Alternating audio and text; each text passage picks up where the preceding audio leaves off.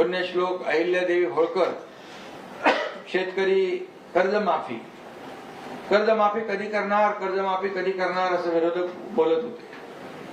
आणि त्यावेळेस निवडणुका होत्या, मुख्यमंत्री मी होतो, देवेंद्रजी आणि अजितदादा आमची टीम होती. आणि त्यावेळेस आम्ही घोषणा केली, लाडकी बहीण योजना तर सुरूच होती आणि शेतकरी कर्जमाफीची घोषणा केली. तेव्हा कर्जमाफी कधी करणार, लाडक्या बहीण योजनेचे पैसे कधी, ते तर पैसे सुरू आहेत. पण आम्ही सांगितलं होतं योग्य वेळी कर्जमाफी होणार. आणि आजच्या बजेटमध्ये मुख्यमंत्री महोदयांनी ती घोषणा करून योग्य वेळ सिद्ध केलेली आहे. त्यामुळे आता विरोधकांना काय बोलायला संधी आम्ही ठेवलेली नाही. आणि म्हणून मुख्यमंत्री माझी लाडकी बहीण योजना हेही सांगितल्याप्रमाणे मुख्यमंत्र्यांनी कधी बंद होणार नाही आणि ती कायम सुरू राहणार. शेतकऱ्यांची कर्जमाफी देखील ते सांगितलंय, आपला 2025 सप्टेंबर पर्यंत 2 लाखापर्यंत जी कर्जमाफी करायची आहे. आणि त्याचबरोबर नियमित कर्ज भरणारे जे 50,000 रुपये इन्सेंटिव्ह देतो तेही आम्ही देणार. आपल्याला आठवण म्हणून मी सांगतो, महाविकास आघाडीने हे 50,000 रुपये इन्सेंटिव्ह देणार म्हणून घोषणा केली होती, पण त्यांनी दिले नाही, महायुतीने दिले. महायुतीने आम्ही दिले ते. त्यामुळे हे आता जे निर्णय झालेला आहे तो निर्णय होणार आहे. म्हणजे आम्ही जे बोलतो ते करून दाखवतो, याचा प्रत्यय आजच्या बजेट मधून आलेला आहे. प्रिंटिंग मिस्टेक म्हणणारे आम्ही नाही. जे वचननाम्यामध्ये आम्ही वचनं दिलेली आहेत ती पूर्ण करणार आणि त्याचा प्रत्यय जो आहे आजच्या देवेंद्रजींच्या अर्थसंकल्पातून या महाराष्ट्राने पाहिलेला आहे. आणि म्हणून हे 2 विषय सगळ्यात महत्वाचे. लाडकी बहीण योजना झाली आणि सावत्र भावानी किती कोर्टबाजी केली तरी सुद्धा आमच्या लाडक्या बहिणींच्या मागे आम्ही सगळे भाऊ, आता तर आमची ताई पण आली आहे इकडे, आम्ही खंबीरपणे उभे राहणार आहोत आणि सुरूच राहणार आहे. आणि जे आम्ही आश्वासन दिलेलं आहे ते आता विचारत होते 2100 रुपये कधी देणार, तेही आम्ही सांगतो की योग्य वेळी तेही देणार. आम्ही कधी मागे फिरणार नाही. बजेटच्या आधी जे तुम्हाला सांगा योग्य वेळी, आज योग्य वेळ पाहिलं तुम्ही, त्या बोलत नाही आम्ही खाली, फक्त बोलत नाही, आम्ही करतो.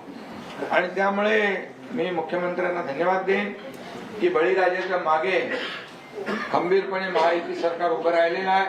आम्ही नेहमी भाषणात सांगायचो, कर्जमाफी असो, लाडकी बहीण योजना असो किंवा इतर ज्या सुरू केलेल्या योजना कधी बंद होणार नाही. आणि आम्ही हेही सांगायचो, शासनाच्या तिजोरीवर पहिला अधिकार हा बळीराजाचा आहे आणि तो आज सिद्ध करून या ठिकाणी महायुती सरकारने दाखवलेला आहे. त्याचबरोबर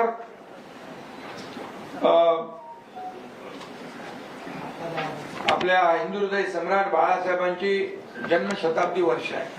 मुख्यमंत्री महोदयांनी तेही सांगितलं की पहिला टप्पा झालाय, दुसरा टप्पा जो आहे तो लवकरच पूर्ण होईल, त्यालाही कुठं काही कमी पडणार नाही.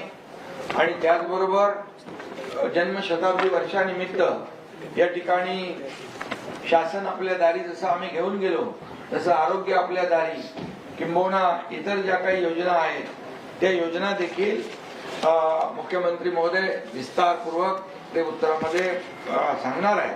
आणि त्यामुळे ही एक प्रकारची हिंदू हृदय सम्राट बाळासाहेब ठाकरे यांना आदरांजली, श्रद्धांजली आहे. त्यामुळे त्यांना जे जे आवडायचं, म्हणजे 40 लाख मोफत घरं देण्याचा निर्णय तोही आम्ही त्याच्यामध्ये घेतोय. आणि त्यामुळे हाही एक मोठा निर्णय या ठिकाणी घेतलेला आहे. आणि आज खरं म्हणजे छत्रपती शिवाजी महाराजांची तिथीप्रमाणे जयंती आहे आणि बळीराजावर प्रेम करणारा छत्रपती शिवाजी महाराजांसारखा राजा रयतेच्या भाजीच्या देठाला हात लावता कामा नये असं म्हणणारे आमचे छत्रपती शिवाजी महाराज त्यांच्या तिथीप्रमाणे जयंतीच्या दिवशी आपण हा निर्णय घेतलाय. त्यामुळे हे खरं म्हणजे त्यांना मानाचा मुजरा आहे. आणि मी मुख्यमंत्र्यांना यासाठी आणखी धन्यवाद देईन की आमच्या गावाकडचा वासोटा किल्ला आहे, त्या वासोटा किल्ल्यामध्ये शिवाजी महाराज आपले मोगलांचे कैदी लोक ठेवायचे, कारण फार जंगल आहे, वाघ अस्वल सगळं आहे. त्यामुळे कैदी बाहेर आला की तो गेलाच. आणि म्हणून त्या वासोटा किल्ल्याला देखील रोपवेच्या माध्यमातून पर्यटन वाढवण्याचं काम त्या पर्यटकांना त्या छत्रपती शिवाजी महाराजांच्या वासोटा किल्ल्यापर्यंत पोहोचता आलं पाहिजे यासाठी देखील रोपवे देखील या ठिकाणी जाहीर केलेलं आहे.